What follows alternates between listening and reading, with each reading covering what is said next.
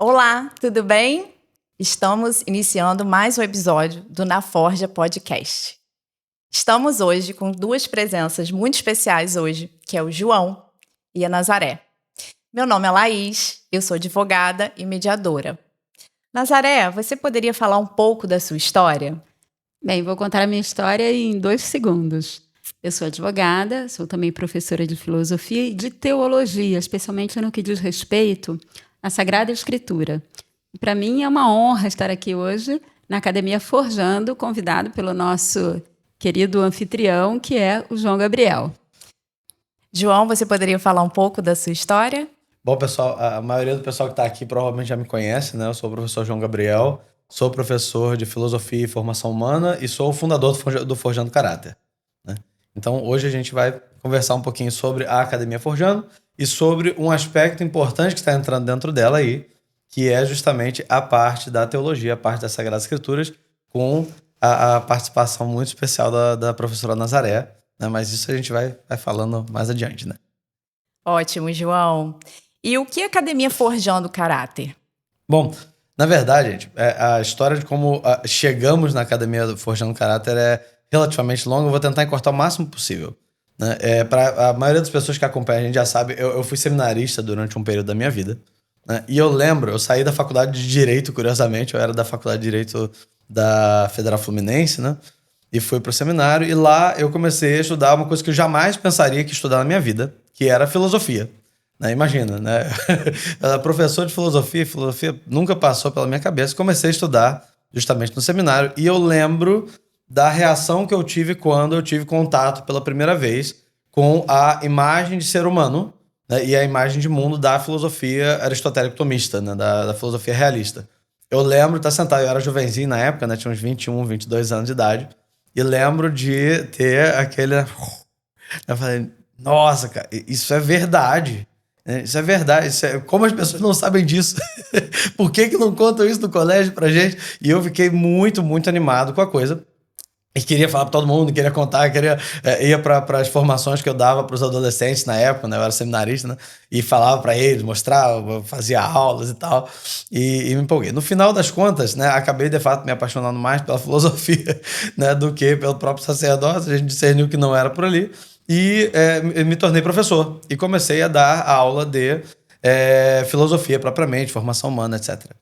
Dentro da minha profissão, né, enquanto professor, quando ainda não tinha nenhuma atuação dentro das redes sociais, né, eu comecei a dar algumas formações sobre especificamente a parte da formação humana, que é essa parte voltada para essa ideia de homem que a filosofia realista traz, né, mas voltada para a sua parte prática, né, de como de fato a gente pode se aproximar cada vez mais desse ideal de ser humano, né, dessa vida feliz, dessa vida realizada, completa, né? E comecei a dar umas formações dessas no próprio colégio onde eu dava aula para os pais. E foi, de fato, um grande sucesso na época. Os pais gostaram muito, o pessoal ficou muito animado. E eu comecei a pensar, nossa, isso é interessante. As pessoas, de fato, parece que estão precisando disso. E em algum momento uma pessoa falou, por que vocês não fazem alguma coisa na internet? E foi aí que começou o Forjando Caráter com essa ideia. A ideia de dar acesso para as pessoas a essa sabedoria, né? Essa sabedoria de vida, essa formação humana, esse modo de viver mais realizado, mais feliz, através dessas verdades, né? Dessa filosofia e desse conhecimento. E com o passar do tempo, foi se juntando à formação humana uma série de conhecimentos, uma série de realidades e informações que complementavam essa formação humana realista, que tornava ela mais eficiente ou mais profunda, ou até mais elevada. Né? Hoje a gente vai falar justamente de uma delas, que é propriamente a revelação. Né? Como aquilo ali vai mostrando a nós mesmos, né? Primeiro, quem nós somos, né? E como nós podemos viver a vida que nós fomos chamados a viver. Né? Como nós podemos viver o melhor possível. Né? E aí, quando a gente foi juntando tudo isso num lugar só, começou a surgir, né, a germinar o que a gente chama hoje da Academia Forjando Caráter, que é a nossa plataforma onde a gente reúne, né, todos esses conhecimentos de uma forma bastante sistemática, bastante organizada, né, para disponibilizá-la tanto para as famílias, né, realmente a princípio tinha sido pensado especificamente para educadores, Mas com o tempo a coisa foi tomando um contorno bem maior. Né? No fim das contas, assim, qualquer pessoa que deseje, né, uma vida mais refletida, uma vida mais sensata, mais virtuosa, né, começou a achar valor nisso que a gente tinha para passar, né, não só os pais, não só os educadores. Né? Então, todo esse conhecimento sistemático foi colocado dentro dessa academia para essas pessoas que desejam isso, né? Que desejam essa sabedoria, né, de vida, essa sabedoria para si e para aqueles que Deus lhes confiou, né, especialmente na figura dos filhos e alunos. Então esse seria a Academia Forjando, seria o espírito dela é esse. João, e por que a formação humana hoje ela é tão importante? Se eu fosse dar uma resposta super curta, eu diria que é porque a maioria das pessoas esqueceu o que significa ser humano. Né? O que significa ser pessoa. O que eu quero dizer com isso? Né? As pessoas hoje em dia estão muito perdidas em um monte de afazeres e um monte de informações jogadas a esmo nas redes sociais, né? Um monte de imagem de coisas que elas deveriam ter, ou deveriam comprar, ou deveriam fazer, estereótipos sendo multiplicados nas redes sociais. E eu percebo que, especialmente eu trabalho muito com adolescentes, né? E eu percebo que às vezes a pessoa não sabe nem sequer o que ela deveria estar buscando. Né? O que ela deveria estar almejando, o que ela deveria desejar para si mesma. Né? O que ela deveria, quais passos ela deveria dar. Se ela não consegue sequer ver para onde ela quer ir, que dirá que passo ela deveria dar. Né? Então, a formação humana é dar um passinho atrás, né, e relembrar a pessoa o que ela é e o que ela foi feita para ser. Né? Qual que é o projeto que existe? Um dos fundamentos básicos da filosofia realista é a questão da essência, né? Que é basicamente assim, um modo específico de ser, né? Um projeto, uma blueprint, entende? Do que aquela coisa, aquela criatura, daquele ser é. Né? E nós, seres humanos, não somos diferentes. Nós também temos uma essência, um modo de ser que diz não só o que a gente é hoje, né? Mas também o que a gente, o termo que a gente usa classicamente é o nosso fim, né? O nosso fim último, o que nós somos feitos para ser, né? E o caminho que vai nos levando até esse fim último é um caminho de realização. É um caminho, de fato, onde a gente vai trazendo para fora aquelas sementinhas, aquelas potências, né, como a gente chama, né, que já estão ali na nossa natureza. Quando a gente sabe o que a gente é e o que a gente foi feito para ser, torna-se possível traçar um itinerário. Torna-se possível traçar um projeto, torna-se possível traçar um caminho com passos a seguir. O nome desse caminho que a gente chama é a formação humana. Um outro nome, na verdade, não é exatamente a mesma coisa, mas para facilitar, um outro nome que a gente poderia dar para a essência é forma. Né? Então, formação é isso. Né? É você ir atualizando, você ir alcançando aquela forma que você nasceu para ter. Né? Aquele modo de ser que você nasceu para ter. Né? Quando a gente sabe essas coisas e sabe o caminho, né, a vida se torna um pouco mais, não propriamente fácil, mas um pouco mais certeira, entendeu? A gente tem uma direção. E é muito interessante, até por ter uma direção, a gente tem mais sentido no que a gente faz. Entendeu? Quando a gente sabe que a gente está indo para algum lugar, até as dificuldades se tornam menos pesadas, porque a gente sabe, não, beleza, eu estou passando por um perrengue, é difícil, mas eu estou indo para algum lugar. Isso vai me levar para algum lugar. Então, vamos lá, coragem e tal. Quando a gente tá sofrendo, a gente não sabe para que a gente tá fazendo aquilo, é terrível, né? É uma coisa extremamente desesperadora. Você sofre, que, aliás, infelizmente, é uma crise existencial que a gente vê em um grande número de pessoas. Eu falo particularmente para os adolescentes e jovens porque eu tenho trabalhado mais diretamente com eles, né? Eu tenho trabalhado muito com pais, mas as aulas que eu dou de formação, as coisas são com adolescentes, né? Então a gente vê que assim, você sofrer, você ter um sofrimento, uma dúvida, uma angústia, e você não saber para quê, né, é terrível. Enquanto você sofrer, no sentido de ter dificuldades, esforços, mas você sabendo para onde você está indo, de uma forma até misteriosa, acaba sendo até um pouquinho prazeroso. Né? Aquilo ali te dá um mérito, aquilo ali você alcançou, aquilo é seu, você conquistou aquilo na sua vida e tal. Né? Até os sofrimentos ao longo do caminho se tornam coisas positivas. Se tornam, né, aquelas coisas que você vai guardar no seu coração. Nossa, lembra a dificuldade que a gente chegou, para que a gente passou para chegar aqui e tal. E aquilo vai se tornando uma coisa positiva, né? Até O próprio Viktor Frankl fala disso na logoterapia, né, e tal. João, eu lembrei isso, disso, né? lembrei do livro Em Busca de Sentido, que é Sim. muito bom, é muito Sabe que eu importante. me lembrei também do trabalho de Michelangelo, fazendo as suas grandes obras escultóricas. Ele já via, né, naquela pedra de mármore no interior o Davi, né? E aí o trabalho era ir martelando no lugar certo. Aliás, utilizando também forja, porque é preciso, né, esquentar ali as peças e os materiais. E se o bloco que você trabalha é de ferro, você precisa passar por uma forja para tornar ele lapidável. Então, eu acho assim, muito importante essa ideia, né, que você dizia. Quer dizer, é preciso, às vezes, né, ali utilizar um bisturi, vamos dizer assim, né? Mas isso tem uma finalidade. A gente está sabendo para onde a gente está indo. A gente está vislumbrando ali aquela imagem maravilhosa e é preciso, portanto, trabalhar aquela pedra, né? Isso pode custar. Às vezes, a lapidação, né? A gente poderia dizer, poxa, mas por que isso aqui e ali? Mas quando a gente vê ali o fim, né, como você disse, né, a gente já vislumbra ali algo precioso, grandioso e todas as pessoas, né? São em si mesmas grandiosas. Os mais antigos do Forjando conhecem até essa anedota, porque a gente usa bastante ela, do Michelangelo. Curiosamente, a gente não combinou não, tá, gente? Né? Mas a gente usa bastante, que tem a historinha do Michelangelo. Perguntaram pro Michelangelo, né? Tipo, como que você fez uma coisa dessa? Pra quem nunca viu, gente, pra quem nunca viu a estátua de Davi de Michelangelo, é assim, é do outro mundo. É um negócio assim... absurdo, principalmente pensando que aquilo foi feito numa época onde não existia eletricidade, né? Não tinha micro-retífica, né? O cara fez na mão, né? E aí a resposta que ele dava justamente essa: não, o Davi já estava aí dentro, eu só tirei o que não era Davi, né?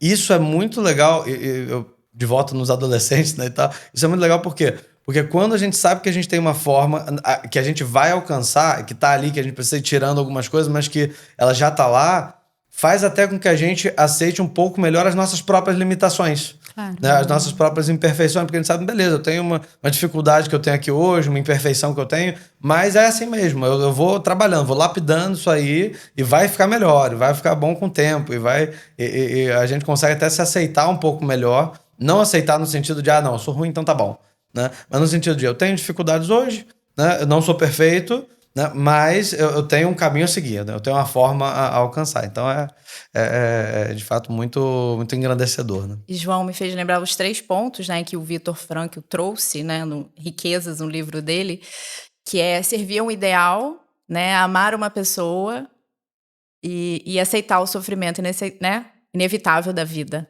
né, que é comum, que é natural. Então, achei muito importante esse olhar também para dentro e ter um ideal, olhar para fora, né? Então, ter um projeto. Então, é muito importante, e principalmente o adolescente, direcioná-los. Esse caminho é um trabalho muito importante. E isso é uma coisa interessantíssima, porque simplesmente por saber o que é o ser humano, você consegue perceber que ele foi feito para coisas grandes. Entende? Ele foi feito para coisas maravilhosas, ele foi feito para coisas inteligentes e para coisas... É muito interessante, gente. Às vezes a gente subestima muito os adolescentes, as crianças e tal. Toda vez que eu vou passando com eles, e eu já tive algumas turmas, meus alunos já passam dos 100 a essa altura, né? Mas é impressionante como, quando eles fazem as conexões, quando eles entendem uma coisa que era difícil de entender, parece que os olhos deles se iluminam, assim, né? Eles falam, tá... E a coisa fica super interessante. Uma vez a gente tava conversando sobre os sentimentos logo antes, né? Uma vez eu tava dando aula sobre sentimentos para adolescentes, né? E aí eu expliquei como é que era o funcionamento dos sentimentos a partir, né, da filosofia realista e tal. Eu expliquei, era isso e tal. E aí eu vi um adolescente levantando a mão lá no final. aí eu falei, fala, fulano. Professor, é só isso? Aí eu falei, é só isso aí. E aí eu achei engraçada a pergunta dele. Depois é que eu fui entender o que ele queria dizer com aquilo, né? E depois ele me confirmou. Às vezes a gente passa por coisas e situações que parecem tão difíceis e tão complicadas e tão malucas e tal. E na verdade elas são simples. E na verdade as coisas fazem sentido. E na verdade as coisas são racionais, interessantes e tal. Né? E quando dá aquela iluminada na situação, quando você começa a dar nome para as coisas...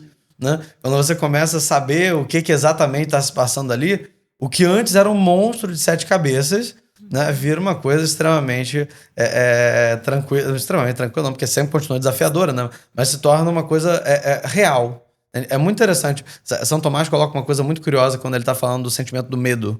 né? Ele fala que existe um tipo de medo em particular, né? Que é justamente o medo que a gente chama hoje em dia, o nome atual que a gente dá é ansiedade, né? Que é o medo do desconhecido. É o medo que você olha para o futuro e você consegue ver um lequezinho.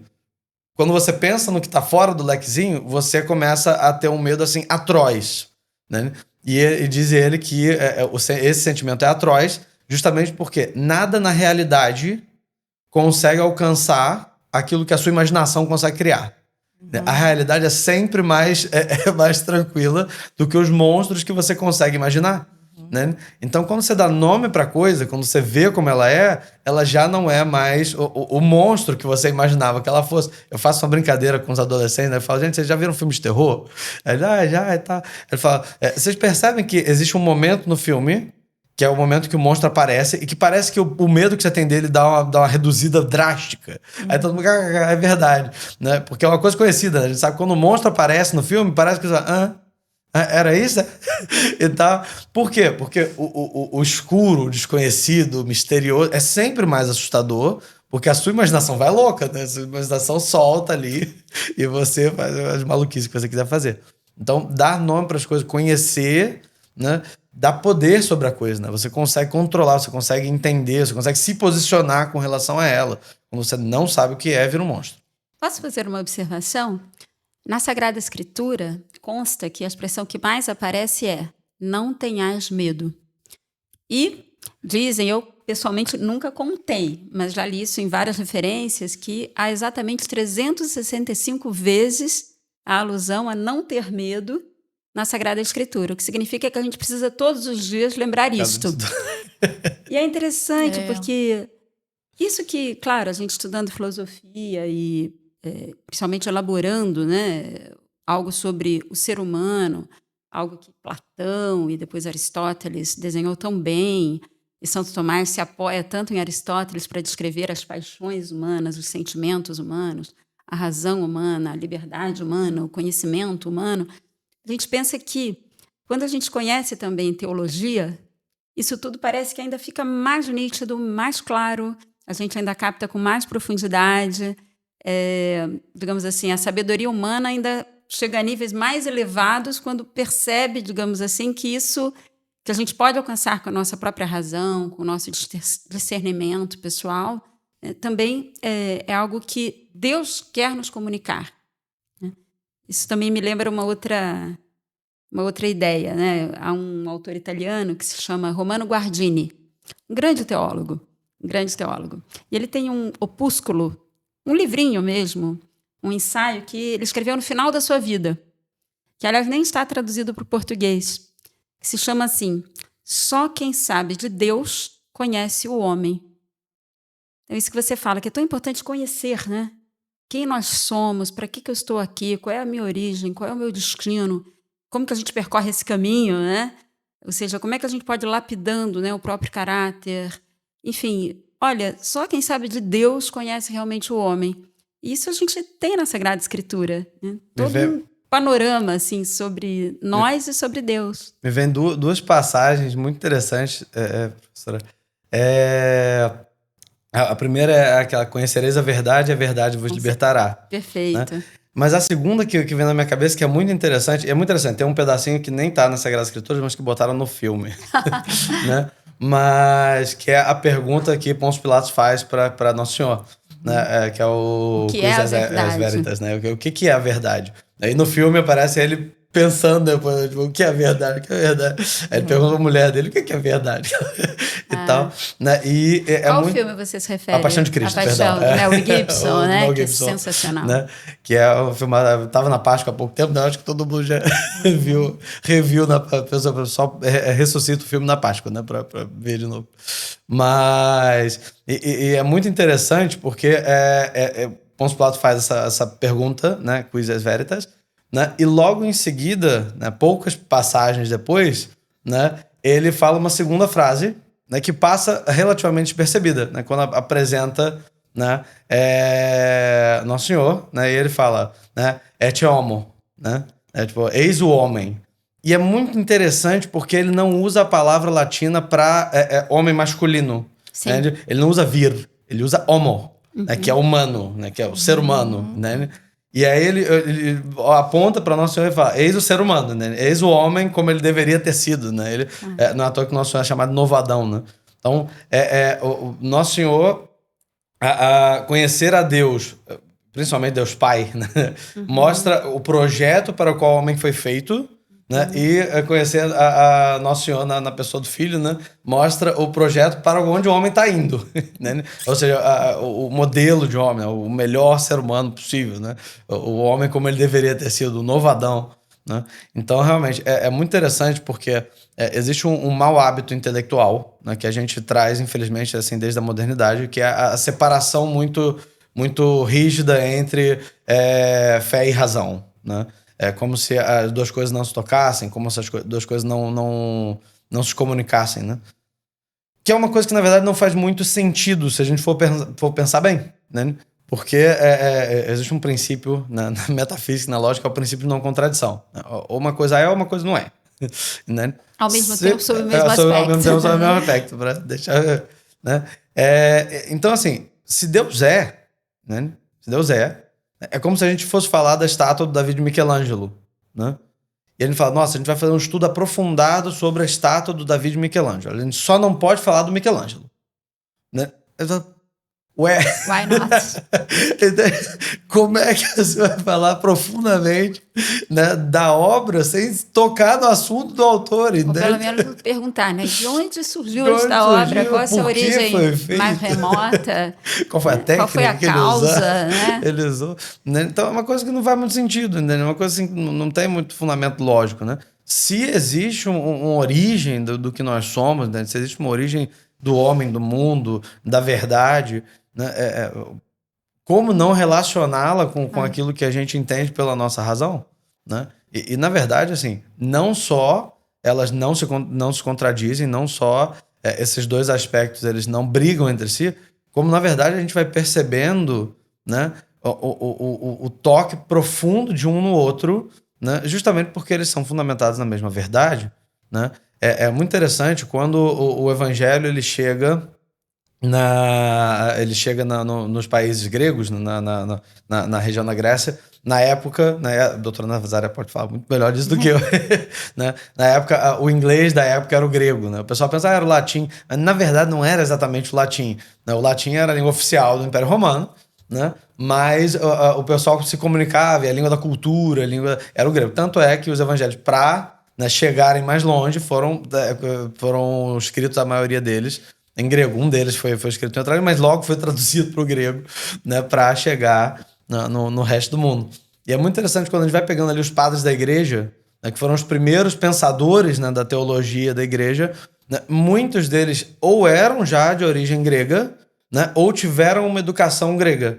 E eles foram percebendo como a filosofia realista, como um pensamento racional, honesto, realista sobre o homem, sobre o mundo, casava perfeitamente com aquilo que Deus revelava ao homem através da revelação, né? E como aquilo era perfeito, como se complementar, parecia que o buraco que tinha na filosofia era preenchido perfeitamente pela cruz de Nosso Senhor, né?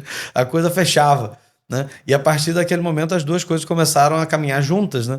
Ao ponto, né, de na escolástica católica, né, as duas coisas não se separarem de forma alguma, né? Tanto é que, na verdade, assim, se a gente for pensar na Suma Teológica de São Tomás de Aquino, né, ela é muito mais uma filosófica na maioria dos assuntos, né?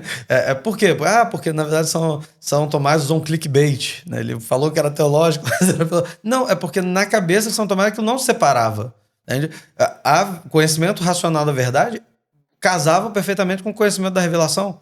Um sustentava o outro, né? E o próprio, trazendo mais para perto de nós, né, o Papa São João Paulo II, né, escreve inclusive uma encíclica que já embasa coisas que vieram muito antes dele, né, mas que assim, fecha de uma forma muito maravilhosa, chamada a Fé e Razão, né? Que fala que as duas, que ele é até ousado na afirmação dele. Ele não fala só que a razão ela ajuda muito a fé, né? Ele fala que são duas asas que se você não tiver as duas, você não consegue ascender ao céu, né? Você não consegue voar, né? Então, assim, a relevância que dá para a união entre essas duas coisas, ela é fundamental para todo o pensamento realista, né? Para toda a visão realista do homem e do mundo, né? Sem isso, é dificílimo você encontrar uma forma verdadeira a qual almejar, né? Não só uma forma, um destino mesmo, né? Um projeto, um propósito, uma vocação. Vocação aqui, a gente fala vocação, eu trabalho com adolescente, né? Então, toda vez que eu falo vocação, eu já penso imediatamente, ser padre, ser freira. E não é isso. Se né? forem adolescentes católicos. Se for adolescentes católicos. Porque... Eu vou te falar que às vezes até não, às vezes até em colégio, tu fala vocação, tu fala de ser padre.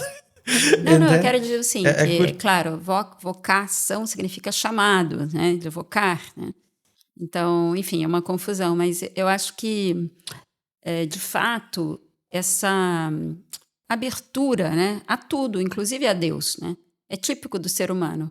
Tanto que todas as civilizações da história, né, contam, quando pensam de ser humano, estão pensando de pessoas que se comunicam com o divino, que percebem que podem se ligar com o sagrado. Quer dizer, a busca racional é inerente à condição humana. Agora, será que, havendo Deus, ele poderia ter se manifestado? Você usou o termo revelação, né?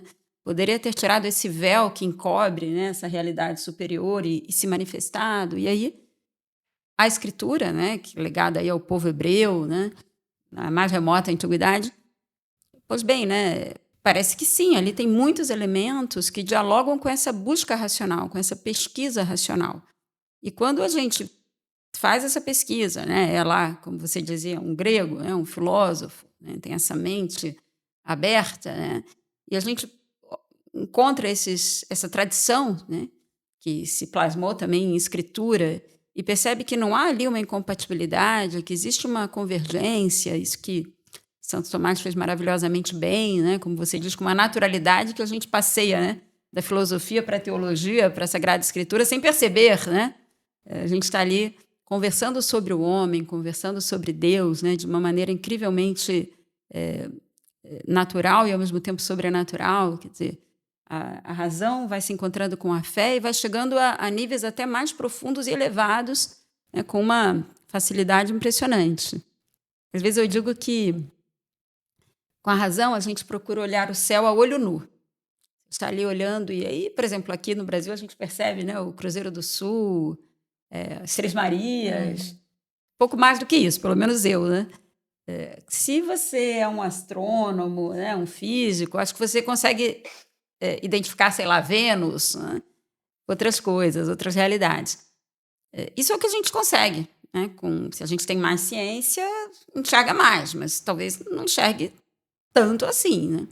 Mas se realmente você tiver um telescópio, nossa, você enxerga as mesmas coisas, só que com muito mais sentido, com muito mais colorido, com muito mais profundidade.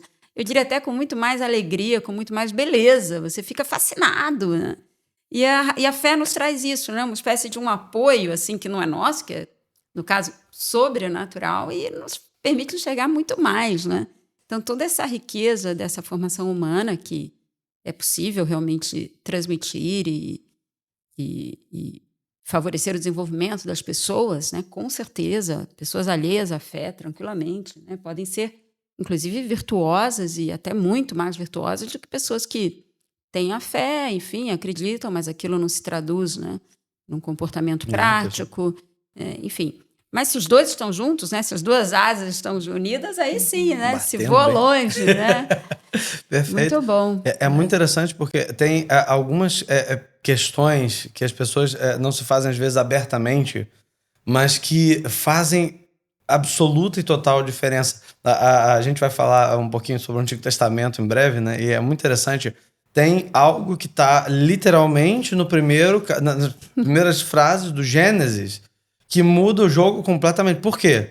Porque existe uma diferença. Se você está falando, por exemplo, para um jovem, né? Você ter como ideia fundamental que você um monte de partículas ao acaso que não tem nenhum propósito e não tem, é só um acidente físico, né, e químico aleatório, e que a sua vida não tem nenhum significado e que ela vai acabar em breve, né? Você ter isso como fundamento da sua existência. Ou você ter dentro do fundamento da sua existência que essa beleza e essa inteligência que você constata na realidade, ela fala de um criador inteligente e bom que te criou para um propósito, Né? Você ter essas duas, uma dessas duas, faz toda a diferença na vida. Né? Porque se você é só um acidente aleatório da matéria, né? E a sua vida tá acabando, né? Por exemplo, a conclusão que você chega, maluco, aproveita e sente o máximo de prazer que você conseguir, porque é isso que você vai ter. Né? Não tem muito mais do que isso, não. Né? Se você tem um propósito, tem um projeto, essa vida faz sentido, ela é inteligente, ela dá para você se projetar para o futuro com um pé mais firme no chão, né? Porque você sabe para onde você está indo, você sabe que as coisas fazem sentido, as coisas não são aleatórias, né? Então, a pergunta mais existencial, mais profunda da realidade é respondida nos primeiros 2 versículos do Gênesis, né? Então, realmente, assim, faz toda a diferença. Né? E mesmo aquelas coisas que são muito dolorosas, muitas limitações que a gente sofre na nossa vida, mesmo quando a gente depara com tanta violência, com o mal, né? E não só o mal moral, né? Mas também o mal físico, as limitações que a gente vê, né? Enfim, tem pessoas muito próximas, né? Que têm uma deficiência severa, e pensar que essa pessoa é tão pessoa quanto eu, né? E que tem o mesmo destino eterno e maravilhoso que qualquer outra pessoa super santa, super sábia, não todos, né? Diante de Deus têm exatamente o mesmo valor, né? Isso é algo que a perspectiva da fé permite esclarecer com muita clareza. E sem a perspectiva da fé fica muito mais complicado. Né? Embora também a gente possa perceber o sentido que toda vida humana tem, a dignidade que toda pessoa humana tem, a filosofia pode nos ajudar, né? Mas isso fica realmente muito mais completo em termos de explicação quando a gente tem a perspectiva da escritura. Assim, filosofia eu estudo há muitos anos, né? Também estudei teologia, fiz todas as disciplinas de teologia no Studium Generale, também mas eu confesso que Sagrada Escritura não era assim o aspecto que mais me entusiasmava. Eu comecei a me entusiasmar com Sagrada Escritura porque uma amiga, que sabia que eu estudava filosofia, teologia, enfim, me pediu um curso bíblico. Eu pensei assim, bom, vamos preparar, né? Vamos estudar. Mas eu pensei, não vamos preparar isso sozinha. Não, vou convidar algumas pessoas que queiram também estudar, a gente estudando junto, né, se enriquece mais mutuamente. Então, formei um pequeno grupo que veio a ser assim um pouco surpreendente para mim, porque eu realmente aprendi muito.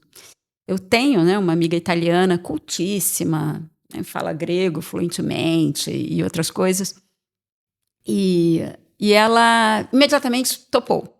Aí tem uma outra amiga também super culta, fez mestrado em Chicago, na Universidade de Chicago, fantástica, e ela é casada com um judeu.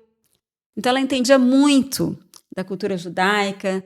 Quando eles se casaram, eles combinaram assim, que os filhos teriam a religião da mãe, que é católica, inclusive catequista, mas o time do pai, que é Flamengo, flamenguista, enfim. Então ela compaginou as duas coisas, né? Mas sempre respeitou muito, né, a tradição familiar, né, do seu marido, e inclusive comemorava em família as festas judaicas, que para nós também são maravilhosas, porque foram as festas que Jesus Cristo viveu, né? Então isso também trouxe muita luz assim, para os nossos encontros. E durante 7 anos consecutivos, a gente se encontrava todas as quintas-feiras de manhã para ler juntas, e eu preparava, né, fiz um roteiro seguindo passo a passo cada um dos livros do Antigo Testamento, e eu fiquei impressionada. Quanto aquilo me enriqueceu, quanto aquilo me fez assim aprofundar na minha própria fé, quanto me trouxe assim uma profundidade que eu não tinha, sinceramente. Então eu não me canso, desde então nunca mais, né? Veio a pandemia, continuamos e estamos assim, agora isso já faz mais quase 15 anos, né? 15 anos, exatamente. Quando eu comecei a aprofundar esses estudos, né? Mas antes já tinha, enfim, estudado teologia, já tinha estudado Sagrada Escritura, mas o que me fascinou assim, muito foram os livros do Antigo Testamento. Porque, às vezes, nós, católicos, temos, graças a Deus, alguma familiaridade com o Novo Testamento. Mas do Antigo, é muito comum a gente achar que, enfim, não é tão relevante, ou o que a gente conhece é aquilo que a gente ouve na Santa Missa, até os Salmos, que são um livro sapiencial do Antigo Testamento, talvez a gente conheça alguns. A gente até fica com inveja, às vezes, dos nossos irmãos evangélicos, que parece que tem tanto Sabe domínio, né? Enfim, isso é muito bom realmente conhecer e tal, embora acho que não é necessário, de fato, ter assim tudo muito decorado, no sentido de repetido, assim, mas decorado no sentido de estar no coração, né? Isso sim, né? A Sagrada Escritura ela é muito potente, assim, em termos de conhecer mais profundamente o Novo Testamento, porque há uma continuidade, há um fio condutor aqui entre o Antigo e o Novo Testamento, nos revela muito mais sobre Cristo. Depois, uma outra coisa, você falou, né, dos autores antigos da igreja, os padres da igreja, né, a famosa patrística, né, da igreja. Eles tinham uma familiaridade com o Antigo Testamento incrível. Eles citavam, assim, de forma, inclusive, alegórica, inclusive percebiam todo o simbolismo da linguagem oriental, que é típica, né, do aramaico, do hebraico, e que isso se percebe, né, nas Sagradas Escrituras, enfim. E depois, claro, com o grego, né, depois das conquistas de Alexandre Magno, lá nos anos 330, mais ou menos, antes de Cristo, e 320, mais ou menos nesse período, em 10 anos ele trouxe a cultura grega não só para Europa, né, mas também para todo o norte da África, inclusive a região da Palestina e também para o Oriente, não só o Oriente Próximo, mas também mais distante, até a China, né?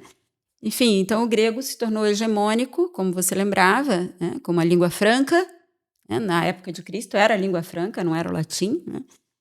Enfim, e isso nos fala justamente da racionalidade ou da possibilidade de compreender racionalmente, né, muito do que Deus nos revela nas Sagradas Escrituras. Então, esse encontro, né, entre a cultura grega, né, e a sabedoria oriental, judaica, realmente configurou o Ocidente. Então, tudo isso para dizer o seguinte, Gabriel, eu estou assim muito feliz, né, de ter sido convidada aí para participar da academia Forjando o Caráter, porque eu acho que realmente a teologia agrega muito.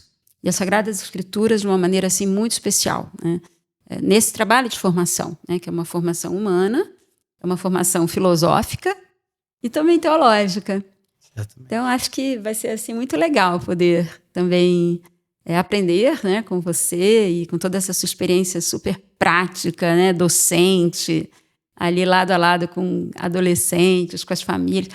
E Laís, né, eu acho incrível assim, o seu trabalho, porque ela é mediadora, né, e mediadora de conflitos, né, e também, né, tem esse conhecimento da fé, né. Queria que você fechasse contando um pouco assim, de como você vê isso, né? Esse trabalho da academia, essa ideia de trazer também elementos de teologia. Esse é um dos títulos do Nosso Senhor, né? O mediador. Ah, o Senhor é mediador. Olha só, nada menos, hein, Laís? Sim, exatamente. Que responsabilidade, né? E eu penso que, assim, o papel hoje do mediador de conflitos, ele é um facilitador da comunicação. Então, são pessoas que estão em conflito e ele ali usa técnicas para as pessoas chegarem ao entendimento. É diferente eu lá estipular lá qual seria a melhor solução. Não, eu trago o protagonismo. Eu faço que aquelas pessoas elas se sentam ali capazes de resolverem aquelas questões envolvidas no conflito. Que falamos de emoções, de sentimentos, como é importante, né, a gente ter esse vocabulário. E hoje eu me identifico muito da conversa de hoje, agradeço por isso, por esse momento, porque eu entendo que hoje Jesus ele foi o maior comunicador da história, né? Então ele sabia usar uma linguagem muito específica para aquela situação, né? Aquele povo. Então ele tinha muito esse cuidado. Ele tinha conversas profundas. E como hoje é difícil estabelecermos uma conversa, né, profunda. Hoje, no automático e rede social, as pessoas estão tendo conversas rasas, né? Estão evitando conversas difíceis, profundas, né?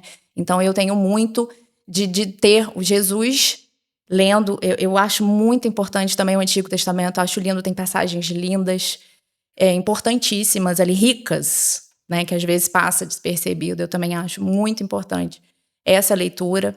E ele nos ensinou que essa comunicação, ele foi o maior comunicador da história, né? Ela vai além das palavras, né? Ela transforma, ela acolhe. Então, a mediação é muito isso, é estabelecer essa relação de confiança, né? Que é o acolhimento, é a empatia, é a escuta ativa, que é aquela escuta em que o outro se sente realmente ouvido, né? Engajado, eu estou presente, eu estou me colocando ali naquela situação para eu te entender melhor, entender os interesses, as necessidades que estão por trás. Então, muito obrigada por hoje. Falar uma coisinha? Aí eu sei, João, que né, a gente já está aqui se prolongando, mas enfim, né? Você falou uma coisa importante, né? Essa comunicação de Jesus Cristo. Porque eu acho que o que Cristo nos ensinou é que a gente pode falar com Deus, né? E todo o Antigo Testamento é assim, os personagens que tanto nos inspiram, que nos surpreendem, tipo Abraão, Moisés, Salomão, né? Pedindo sabedoria, né? O rei Davi, as heroínas, né? A Ruth, que encanto, né? Judite, Esther, né? Então, tem outros tantos personagens, heróis, né? Que têm lá as suas epopeias, né? Pois bem, o que eu acho fantástico é que eles não estão falando assim de Deus. Eles não estão assim simplesmente filosofando. O povo de Israel não era um povo filósofo. Mas de onde vinha essa sabedoria milenar? Né? Eles falavam com Deus. Eles não falavam de Deus, falavam com Deus. Né? E é isso que abre totalmente horizontes a quem nós somos. Né? E a Bíblia, como você lembrava, na primeira página, nós somos imagem e semelhança de Deus. Né? Cristo ainda nos falará que nós somos filhos de Deus. Né? Enfim, eu acho que tem tudo a ver, hein? Se eu puder me estender também, eu pensei numa coisa muito interessante enquanto a Laís ia falando, né? Porque, obviamente, você estava se referindo à mediação entre duas pessoas diferentes, né? Mas eu acho muito interessante como, né, as pessoas hoje em dia, elas estão cindidas em si mesmas. E como às vezes elas precisam se mediar com elas mesmas, né? Tem partes dela que parece que não se comunicam, que não falam consigo mesmas, entende? E é interessante como... porque, na verdade, assim, dando um spoiler, né, essa cisão começou justamente quando a gente se separou de uma parte importantíssima que era a nossa comunicação com Deus, né? Quando a gente estava, de fato, né, quando tudo que nós éramos se comunicava com a nossa dimensão espiritual de uma forma íntegra, né? Quando a gente fala uma pessoa íntegra, é uma pessoa que é uma pessoa só, né? Todas as partes dela são uma coisa só. Né? Então, esse conhecimento, né, tanto a fé como a filosofia comunicando juntos, ela vai acabando, né, reconciliando o homem com ele mesmo. Né? Reconsiderando as suas emoções, seus afetos, sua parte corpórea, a sua parte que é santa também, que é boa, que é excelente, né? Com a sua parte intelectual, espiritual e a parte que se comunica com o transcendente, né? Com aquilo que é divino, de fato, com aquilo que é eterno. Né? E quando acontece isso, a pessoa tem essa sensação maravilhosa e que, infelizmente, a maioria das pessoas não tem de estar inteira. De não estar quebrada mais, de não estar partida. Acho que um dos grandes sofrimentos do nosso tempo é essa sensação de cisão. Né? A gente parece que tem partes nossas que estão puxando, esticando a gente como um cabo, né? Para parte, e a gente não sabe o que a gente faz, não sabe fazer trabalho, é casa, é prazer, é não sei o que, um monte de coisa diferente e tal. E isso vai trazendo, a gente volta e aí todas as coisas começam a caminhar na mesma direção. Né? Que, de fato, é a direção do céu, de preferência. Né? Mas é muito bonito isso, né? Então, eu acho que é isso. Gostaria de agradecer ao João e a Nazaré pela conversa enriquecedora, profunda que nós tivemos, né? E vocês trouxeram de forma tão simples, né? Então, muito obrigada. Bom, e se você quer fazer parte da nossa Academia Forjando Caráter e quer conhecer, né, esse curso maravilhoso de Introdução às Sagradas Escrituras do Antigo Testamento, né, com a professora Nazaré Barbosa, tem o link aqui na descrição e no comentário fixado, né, para você conhecer a nossa academia e estar junto conosco nessa jornada de autoenriquecimento e formação humana e formação espiritual também. Obrigada, para mim foi uma honra estar aqui. Obrigado, né? pessoal. Vamos Obrigado, nos despedir professora. e agradecer Obrigado, aqui pessoal. também a você, Laís e João, pelo convite que me foi dirigido. Muito obrigada. Obrigado, pessoal. Fiquem com Deus. Fiquem com Deus, muito Até a próxima. obrigada.